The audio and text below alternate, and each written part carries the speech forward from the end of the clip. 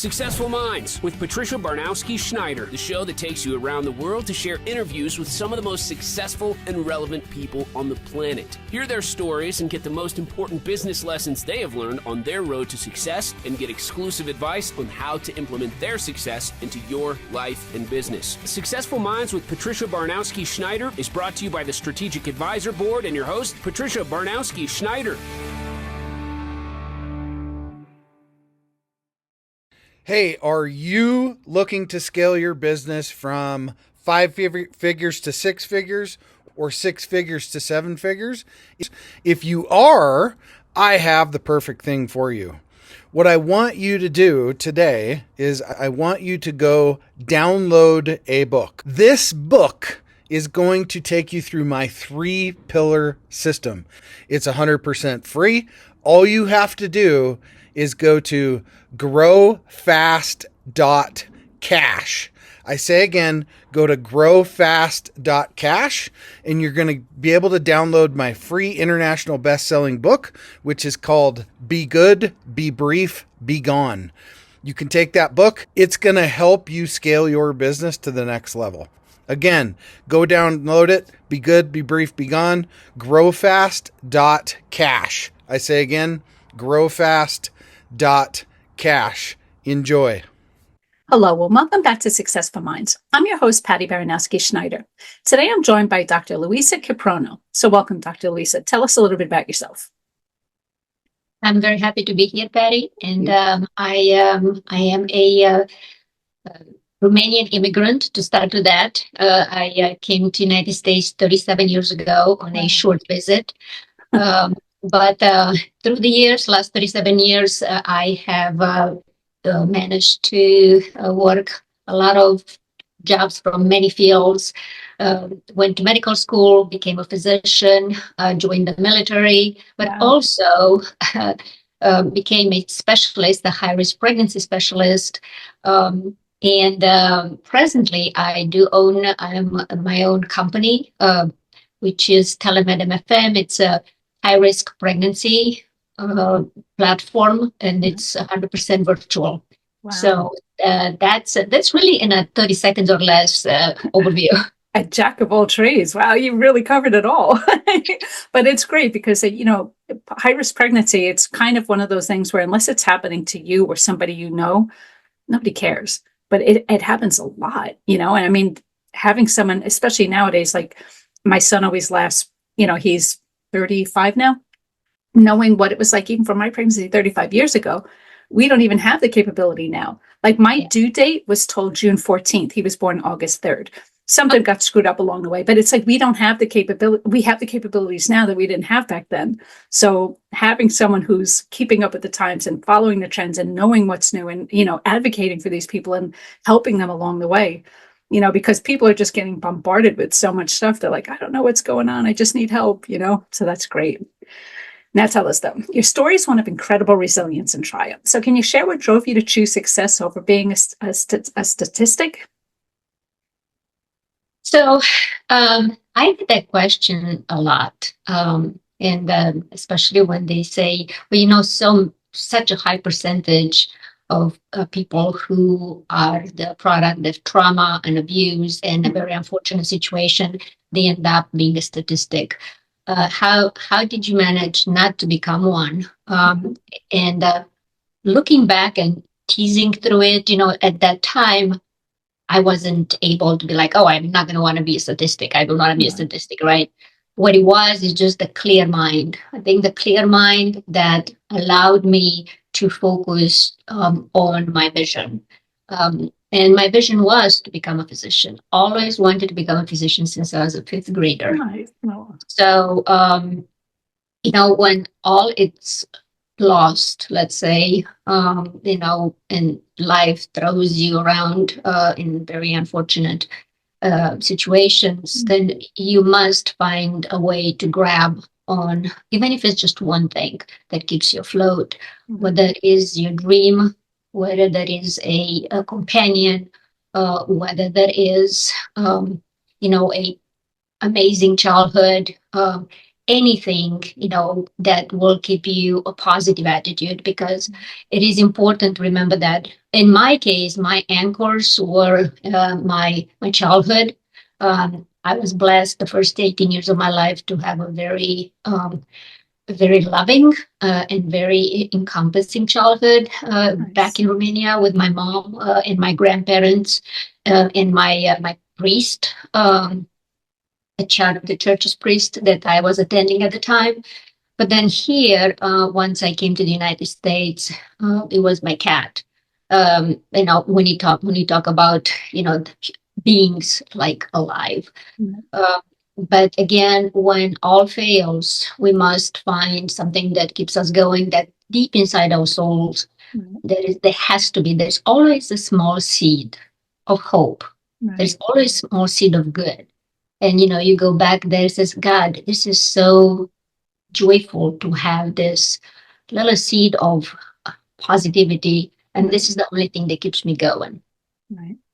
I mean, it is true. Sometimes when you're not in a good place, it's hard to find that positivity, but you just have to dig deep within the soul. Yeah.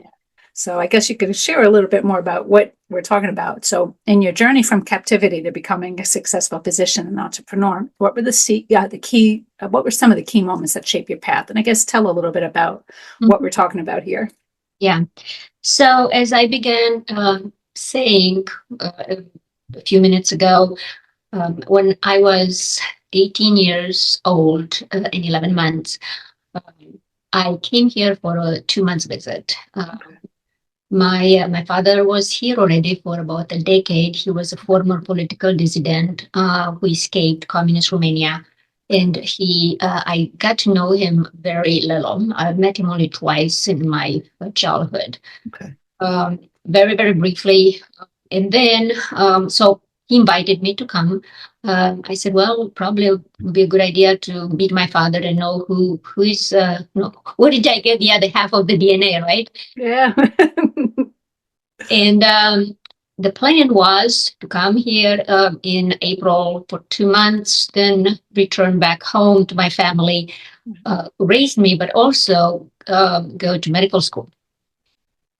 Well, my father had very, very different ideas and goals for me. So shortly after I came here to the United States to meet him, I was coerced into changing my name, filed for political asylum. My passport was taken away, and I became an enemy of the state, the Romanian state. Why? Because I filed for political asylum, not for immigrant. And then everything changed. So you have to, it's just like black and white. I had 6 years and 8 months of emotional, mental, physical abuse and dependence. And that includes financial dependence. Just to put it out there, I did not speak any English when I came to the United States in 1987. I only spoke Romanian, French, and German. So here I am. I don't know anybody. I do not know the system. I don't have any family, no friends, no language. It's extremely, extremely devastating. Right. My father went on and promised me a few things to force me into staying. One of them was to bring my mother over and remarry her to have a complete family again. That did not pan out. Shortly after I filed for political asylum, he broke the news to me that he never had that intention. The second one was medical school. So when all else failed, that dream to become a doctor and that dream to go to medical school, which was also in my mind a ticket to escape. I'm going to medical school. I'm getting out, right? That was what kept me going and what kept me sane. But this whole tragedy lasted 6 years and 8 months. So I will now, you ask me, what were the key moments? key moments were few, but they were extremely important. Timing to me, it's always in life. It's everything. About a month and a half before the end of 1993, I went home for 5 days. I was allowed to go home to visit my mom, and my mom gave me a small monetary gift that first shocked me. Okay, I'm like, Mom, I'm supposed to take care of you. You're not supposed to take care of me, right? But that gift, which was a lot in Romanian currency, was about $1,000. So she gave me that. She says, you never know when you're going to need it. Mhm. And then she proceeded to tell me that she had a conversation with my father earlier that month, and my father point blank told her that he has no intention for me to go to medical school to become a physician. That I would make a very good secretary at his business. Wow. So at that moment, it just something broke in me, like really, really taking away the only thing that I believed in. That was my only hope, my only anything that would keep me afloat. Um, I had to leave Romania again. I went back, came back to the United States. And the second moment was on December 3rd, 1993, when I got my American citizenship. That was huge. That I belonged. I started to be a citizen of a country who accepted me, and that a lot of us, all humans, need a feeling of belongingness. Right. And if we don't have this belonging somewhere, we just feel like we're misplaced. That was extremely important for me. That's another huge crucial point was to be able to be helped by my best friend, Kim, who's always been my best friend. Nice. But she was the only person that I had some type of relationship when it came to having a friend. Right. Now, nobody knew what I was going through at home, with my father. But once he was gone to Romania during that time in December, during my citizenship oath and all that, then at that point, I asked my friend, said, "Would you be possible to help me find the car?" So she actually drove me around. I found the car that I could purchase, and that was another moment. I finally was able, which I still believe was a miracle, to get a car loan. Because as you know, if you don't have credit, you cannot get a loan. But how could you get a loan if you don't have any credit, and vice versa, right? It just goes around and around. And then I found an apartment that I put part of that money down as a deposit. Okay. And I also went and talked to my boss. I used to work at a grocery store as a manager, one of my jobs. And I asked him if they could possibly give me enough hours for me to sustain an apartment and a loan and the life-to-life expenses. Right. So you see those points in my life, they kind of come together, but those are so crucial because, as you know, again, if I wouldn't have had any of that, it's easy to become a statistic. It's easy to just go and run away. It's easy for someone to take advantage of you because now you really have any anchors. You don't have anybody that you can rely on.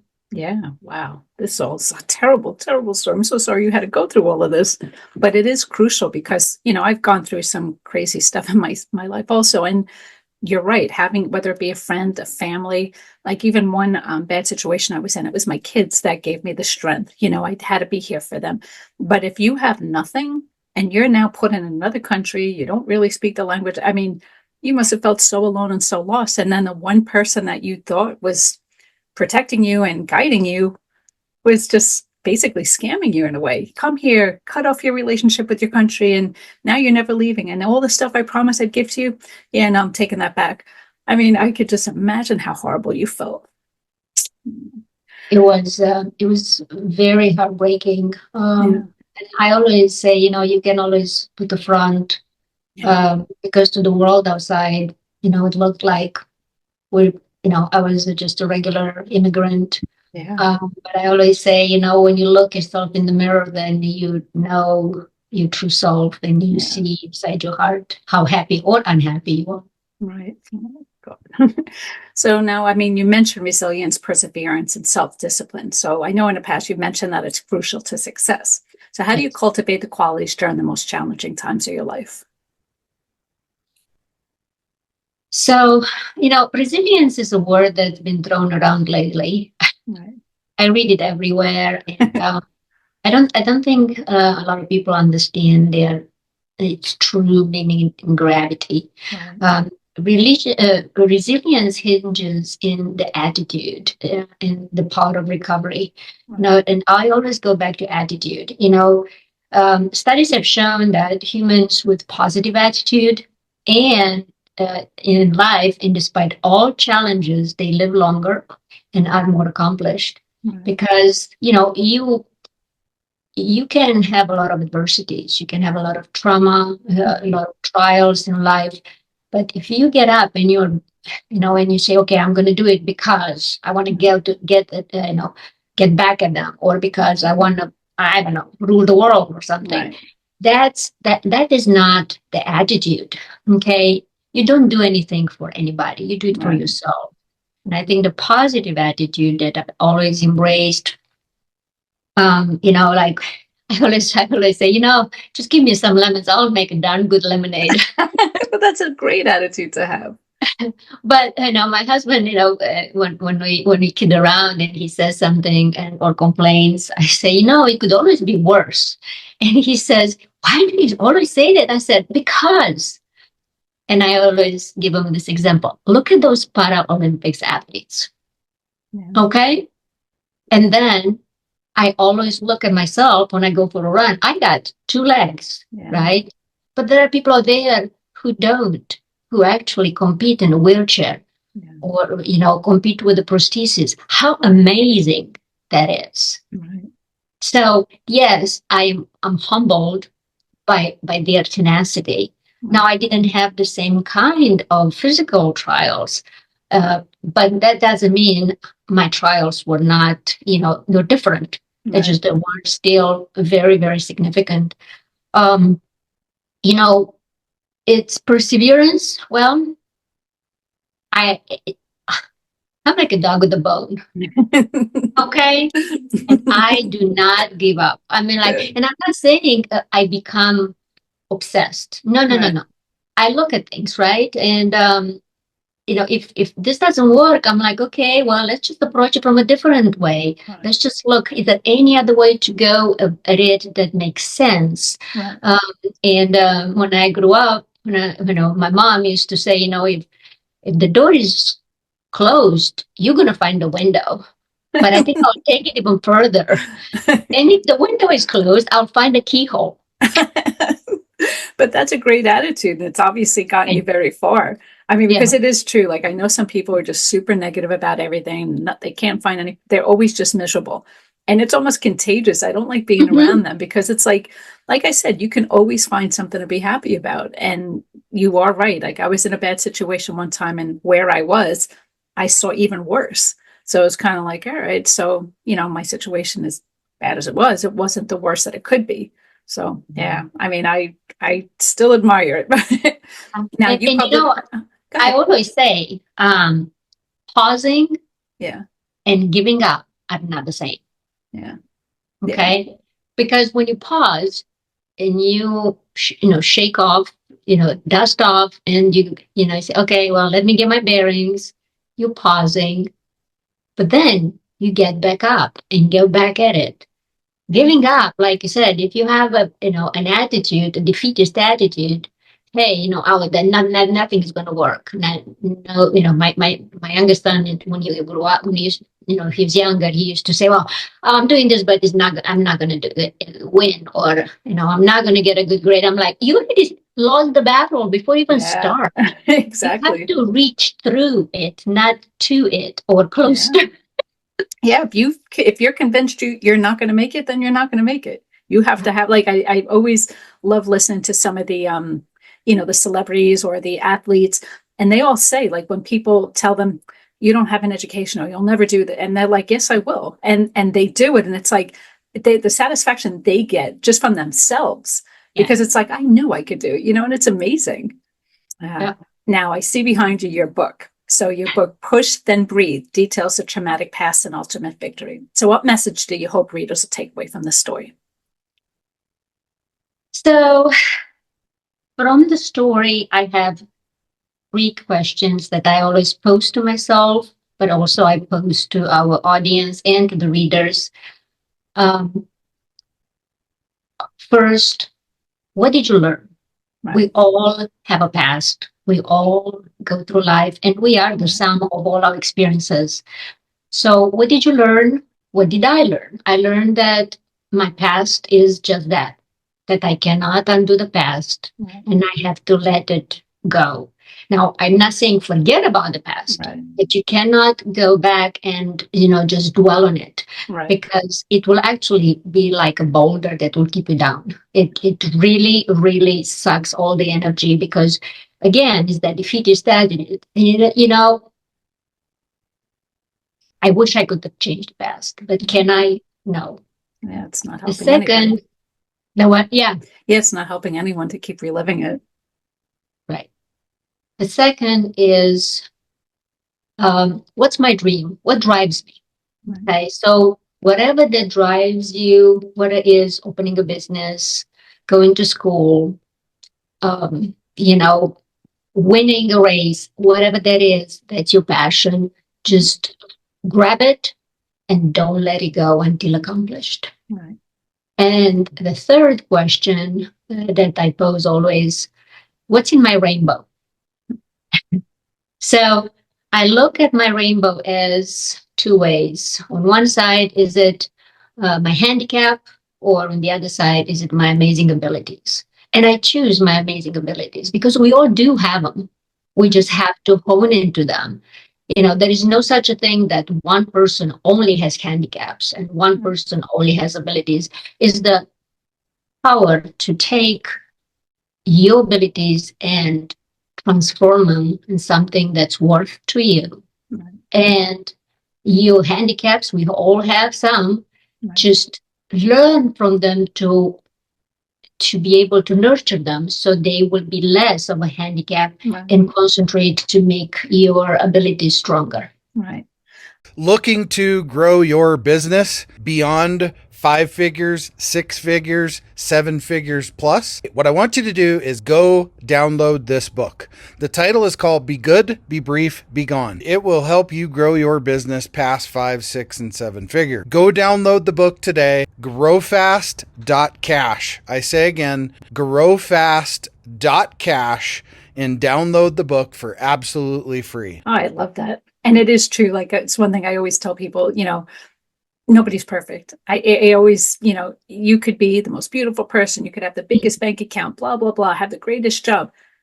Are you happy? I mean, there's so many things that, you don't know. And even as a kid growing up, like, I used to admire some friends. I'm like, oh, my parents are super strict, but they get to do everything. I wish I was their kid, blah, blah, blah.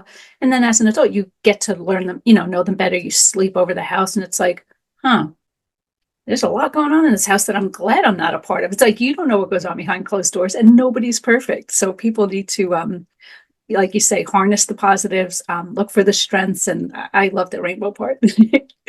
But now tell us back to what you do. As a high-risk pregnancy specialist, how's your personal journey influence your approach to patient care, especially in a critical field? Well, as a physician, the desire of helping people always was with me and fueled me. Helping them regain their health, their strength. It really is the most precious and simple gift that you can give anyone, their health. But then as I started writing this book 5 years ago, and I started first thinking about it, but then writing it, this book really bridged the desire to help people organically regain their health, but then also meaningful, helping them reach their mental wellness, Right. helping them, how to overcome your shame, how to overcome your struggle for self-worth. And that is the most important thing to remember. And this book, So Push Them Breathe, it's really the story mends it all together, because I have parts that speaks from me as a physician, and then there's parts that speaks from me as a healer, but also a mental wellness advocate.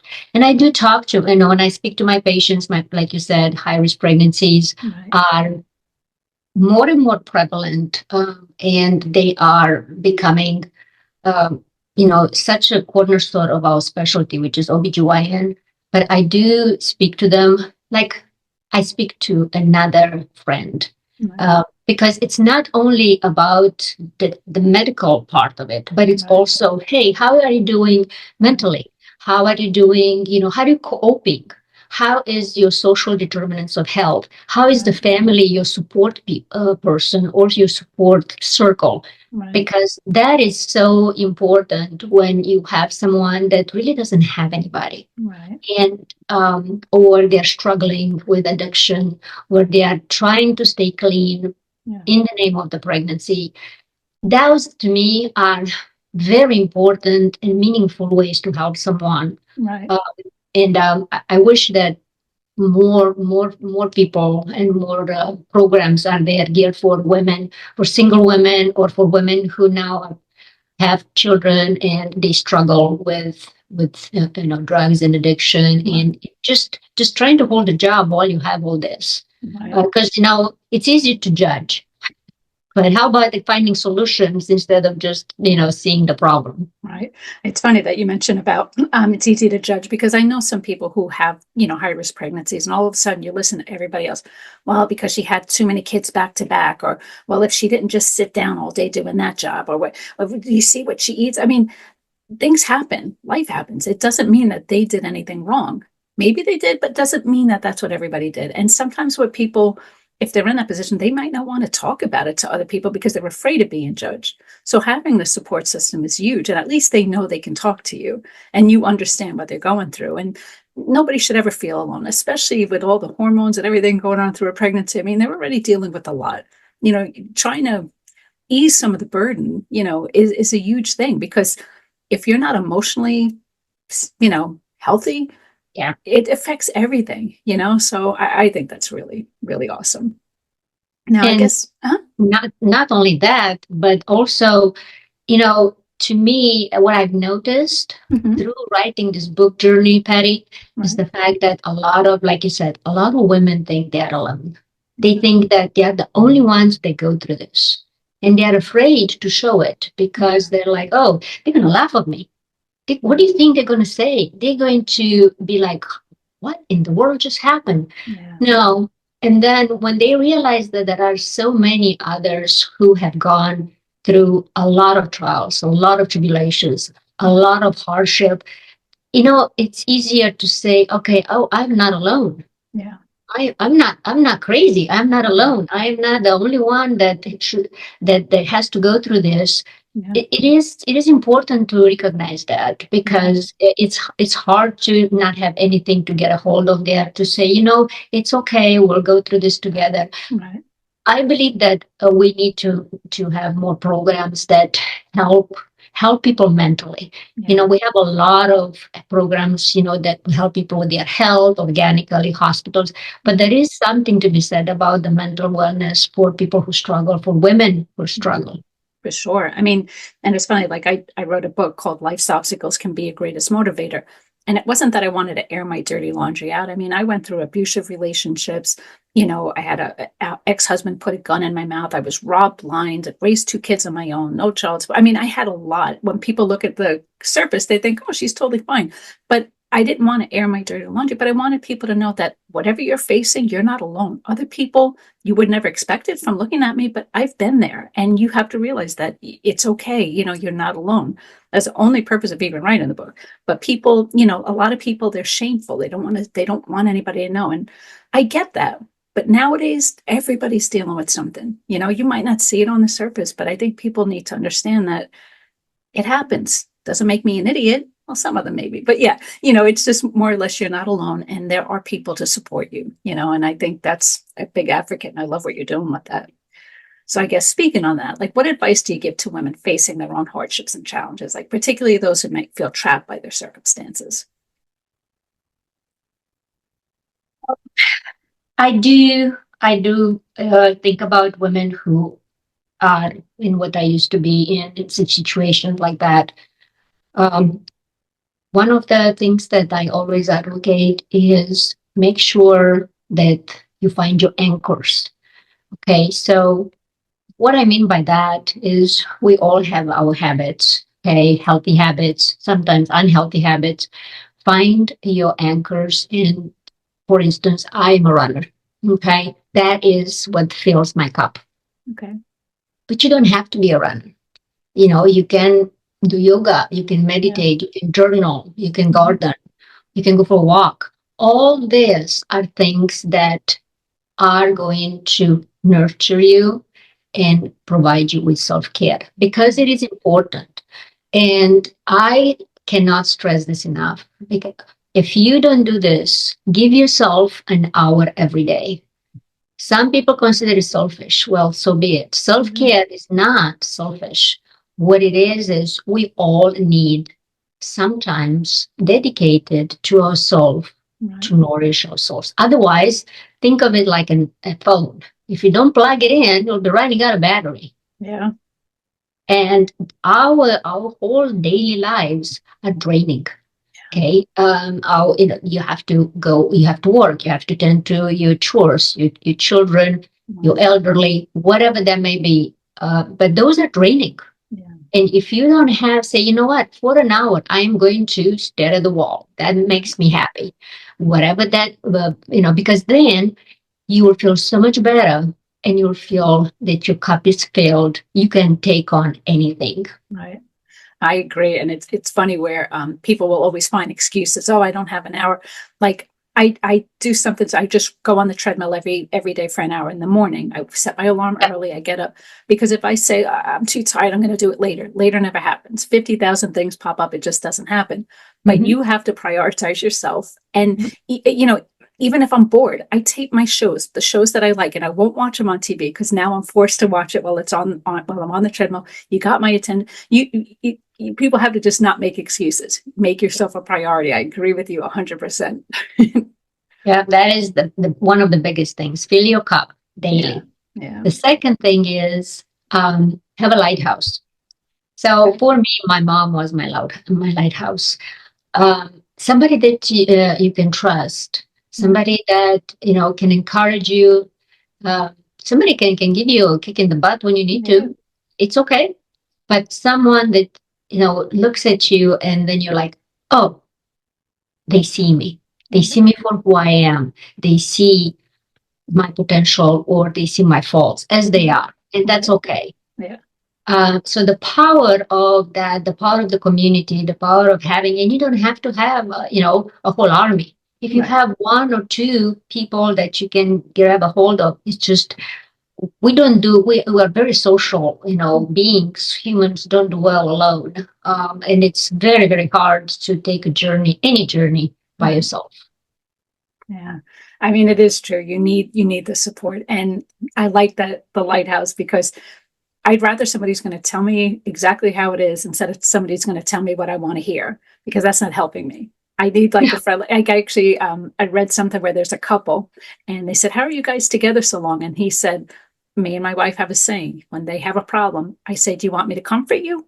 Or do you want me to tell you what, and because of that honesty, because if you just tell them what they want to hear, you're not helping anybody. So I like that. And Lighthouse, good, because now they see you. Yeah. Now tell us, you successfully transitioned from a traditional medical career to launching a telemedicine practice. So what inspired this move and how has it allowed you to fulfill your mission? I used to run a practice here in San Antonio. Actually, since I finished fellowship in 2013, I did have leadership roles into different practices, into different parts of the country. But then COVID hit. Okay. And with COVID came along telemedicine, came along also the staff cutting, also the inability to go in person in the hospitals, just for the safety of the providers and also the safety of the patients. Mm-hmm. So when COVID hit, we are struggling with providers in this very large practice. And I said to my company, it was a private health company, I said, why don't we just do telemedicine? Because we need the people, but the providers cannot, for a reason or another, could not come into the practice physically. So we studied that. We studied that right in the beginning of COVID, and the telemedicine went very good. It was a hybrid type practice. Partly was telemed, partly was in person, and it lasted 2.5 years. Nice. Now, I was the first program director who actually started telemedicine in my specialty, both for that big company, but also through the locums company that I used to hire these physicians through. But then in 2022, due to, again, the rigors of COVID, my company or my privately held company started having financial difficulties. So long story short, they decided to close the practice. And it's funny because I know you have an experience with practices closing left and right. Yep. Yeah, no comment there, right? No, it happens. Oh, yes. So then this happened in August 2022. Well, I found myself at a crossroads. And the reason was that I really put a lot of time, energy, resources in this practice that I built for 5 years here in San Antonio. So took me a little bit to, gather my thoughts and figure out what am I going to go with that. And 8 weeks later, I've decided, I said, since I've done telemedicine and since I don't want to go be employed again, why don't I just open my own practice? And it's going to be 100% telemedicine. Nice. So telemedicine, it's called Telemed MFM.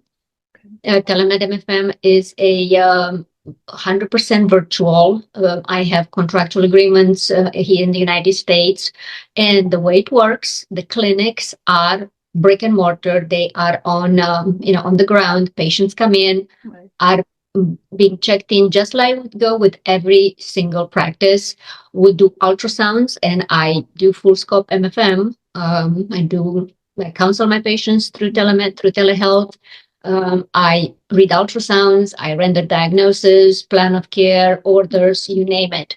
And it's going very, very well. I'm very excited. And I found a way to help people, help pregnant women, and render them excellent care beyond borders. You don't have to worry about geographical borders. You don't have to worry about, she has to drive 3 hours away, because you are right there and she's in that local office being taken care of. It's amazing. And it's funny because I was doing the remote work long before COVID. And I said, I am more productive now than I ever was, because before I had the commuting time, I had the lunch hour, I had people coming.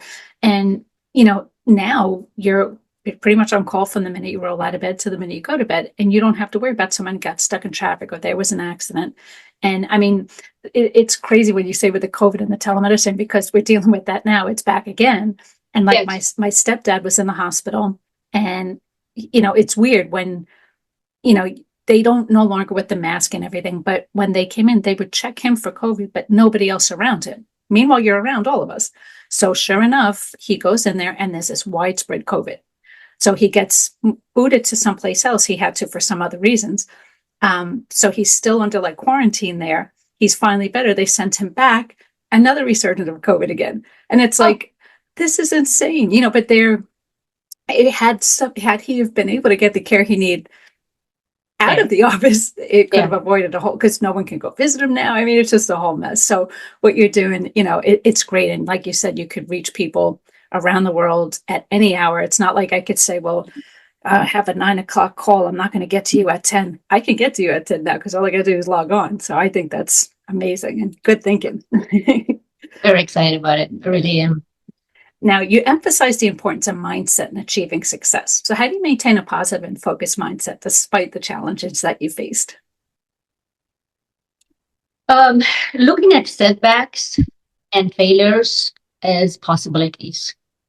I always look at them like, okay, well, what did I learn from this? Right. And if I cannot find an answer right away, I sleep over it. And like, by tomorrow I'll figure it out, or I go for a very long run. My runs are very helpful in me thinking things through, and I don't even think about it. Just like kind of things start going Settle. and falling into perspective, and like, Right. oh, think about it. Being flexible. You have to be flexible. I always advocate be flexible with yourself and with the situation, but don't not flexible and being a pushover are two different things. Yeah. So have healthy boundaries, but be flexible. Right. Because if you try to fit everything in a box and say, well, no, if you're too rigid, things don't go well. Why? Because life is that way. Life is really not that rigid. You can go one way or the other to do it more than one way to skin a cat. So I think that's very important to always keep in mind flexibility and positive thinking, proactiveness. But then again, remember, prioritize self-care. It is important because otherwise you'll burn out. Yeah. If you want to continue, it's just, just like the name of my book, push. Well, keep on pushing, but at one point you'll have to breathe. Yeah. You have to remember to also breathe once in a while. That's 100% true, though, because I mean, even a car, it keeps going. You have to maintenance it. You have to fill it up. I mean, it's not going to go forever. It's just, And it starts with little things, right? In the beginning, it's like, oh, okay, yeah, it squeaks here, or it needs a little oil here, and but then if you don't pay attention, those little things are becoming, like we say in medicine, now it's attacking the major organs. Soon you're going to be in the ICU if you don't pay attention. But it's funny how a lot of it stems from mental, like they learn about this more, where so many people have so many ailments, and through, all their trials and tribulations, they started narrowing down that, not saying people don't have ailments, but a lot of it stems from take a deep breath, get yourself back in your head, and you can basically heal yourself in a sense. It's kind of like you have to start up here, relax, de-stress, breathe, and make it happen. And find the cause. Yeah. Patty, try to figure out the root cause. Because a lot of the times we redirect. Let's just say you had a bad day at work, right? And then, or you had some bad news, and you come home, and then you're just mad at everybody. But you don't really are not mad at everybody. I mean, you pick on everything, right? Yeah. But why we pick at everything? And then we're like, okay, why am I like that? And then you have to stop and pause and be like, this is what's happened, and how it influences my behavior right now, because I'm just trying to redirect and trying to get it off my chest, but instead of talking about it, I'm just expressing it in a very, unhealthy way. Right. 100%. I guess, tell us, looking back on your journey, what are some of the biggest lessons you learned about leadership, success, and the power of the human spirit? I would like to say first, sharing my knowledge. I love to teach. Nice. And I just don't teach only students. I do humanitarian missions. Okay, nice. To South America, to Africa. I have one scheduled for February, to Kenya. Wow. And I go there and teach. I teach residents, but I teach my patients. Nice. I believe that truly knowledge is power. Yeah. And you don't have to charge people for just anything you say. Like if somebody wants to ask me a question, I embrace it. Yeah. Because it's out there to help somebody. Right. I think it gives me a huge joy and fulfillment to be able to do good just because. Right. How about if we do something just because? It's a rare quality anymore. It's a good thing. I You mean, it's a good know, thing that you're doing it. It's a bad thing that it's rare. but it's so good, it's like, oh, I didn't think that way. Or, a lot of, I just think with these diets or with things that people do, and very simple ideas that I give them, like, hey, this is, like you said, find the root cause. This is linked to this. If you cut down on this and this, oh, it's going to all reverberate to fix other issues. Right. Um, when it comes to me to think about how I've gotten all, I amassed all this experience through my life, and I believe that leadership is leading from within. I believe that people should remember and not just calling themselves a leader or coach or all this. Really is let others teach you. Yeah. um, it's easy to put your blinders on and you think it's your way, it's the only way, but it's exactly the opposite. And I love when I make decisions or when I ponder about different things, I ask people of different walks of life, my secretary or my MA. I'm not, just give them a loose example and see what they come up with. And it is amazing how somebody else's perspective enlightens us because, oh, I didn't see it like that. Right. That's one thing I always love with certain meetings where in the past it was always the head honchos, nobody else, but now including everybody. And it is true. Different generations have different viewpoints, or maybe what you thought your message was, that's not what they're getting at. Like hearing what everybody says and asking their opinion. I mean, that is a huge thing. So I agree 100%. Because, success is different for everyone. Right. And the idea to me that everybody at the table is important. Right. And because without that person, even though that person may say, well, I don't mean much, who am I to talk? Well, you are, you're part of this team, and I want to hear what you have to say. Right. If nothing else, give them a chance to speak up. Right. Give them a chance to feel they have a purpose, because you never know. The greatest ideas sometimes come from the least expected people or places. Yeah, absolutely. I agree 100%. And now, anything else you want to talk on that we didn't touch on already? I want to say that, this book, my main audience when I wrote it was for the Generation Z females looking for empowerment, but also for the millennial females looking and seeking freedom. Right.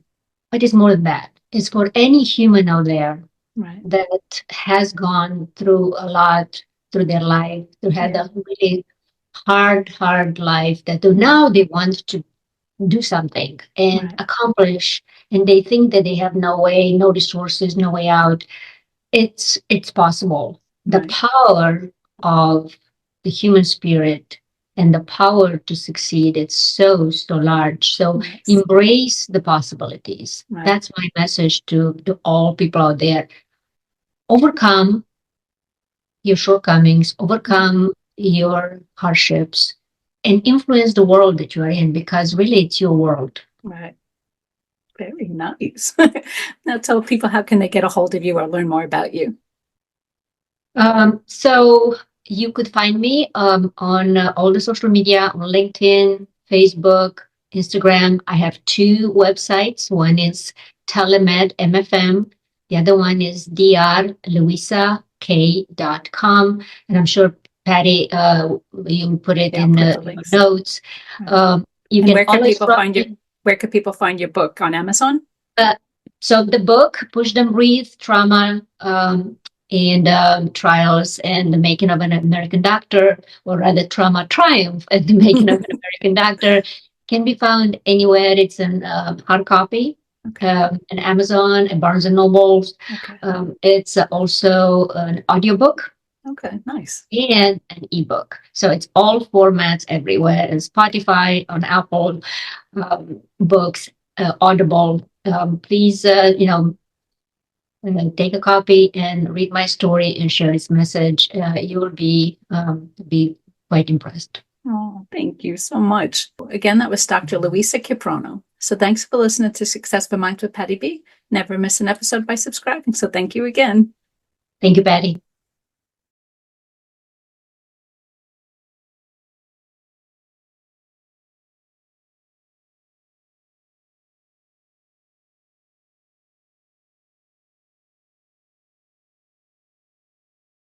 Hey, we all want to scale our business. Hey, I have the answer for you today to help you do that. If you're looking to scale from 5, 6, even 7 figures and beyond, book called Be Good, Be Brief, Be Gone.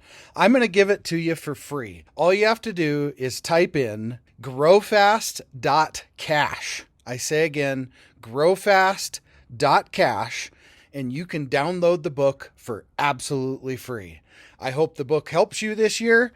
Take your business to the next level. Again, go grab the book, growfast.cash. I say again, growfast.cash. I wish you the best and grow, scale, and win. Thank you for listening to Successful Minds with your host, Patricia Barnowski-Schneider. Please leave your feedback and visit strategicadvisorboard.com to get the latest and greatest business advisement on the planet. Follow us on social media for updates, and we'll see you on the next episode.